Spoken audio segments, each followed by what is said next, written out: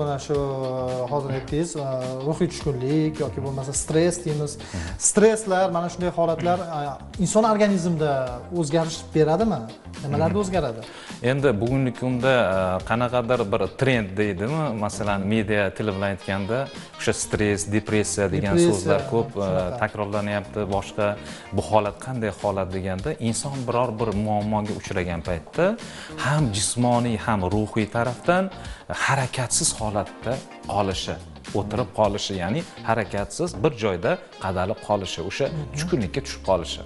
Bu nimani anglatadiki, inson o'sha muammoni ichida birgalikda o'sha qiynalishda ruhiy ham jismoniy jarayonni o'zida his qilib boshidan kechiryapti. Ya'ni chalg'ish kerak. Xuddi shunday.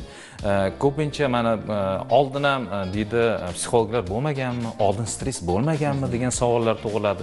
Juda ham to'g'ri savol, juda ham zo'r raddiya bunday olganda. Oldin ham bo'lgan stresslar, oldin ham bo'lgan depressiyalar, lekin oldin yetarlicha jismoniy harakatlar bo'lgan. Dehqoncha qilib aytganda, agar men juda ham kuchli depressiyadaman, stressdaman degan o'rtoqlarimizga maslahat beramiz. Agar dodangizdan qolgan bo'lsa, dehqonlarning ketmoni. Bir yer chopingchi yaxshi bo'lib qoladi. Dalaga chiqib, 1-2 marta yer chopsak, stressdan chiqib ketamiz. Nimaga?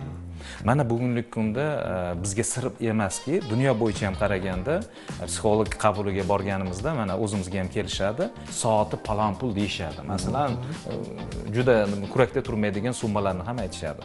Agar ulardan kimdir konsultatsiya olib yoki o'sha qabulida bo'lgan bo'lsa, e'tibor qaratgan bo'lsa, birinchi o'rinda o'sha mutaxassislar sizni muammongizdan chalg'itadi. Chalg'itadi va siz depressiyadan chalg'igan paytingizda chiqa boshlaysiz. Ya'ni bu chalg'ish ishini o'zingizdan amalga oshirsangiz bo'ladi, albatta. Qanday qilib faoliyat? Masalan, mana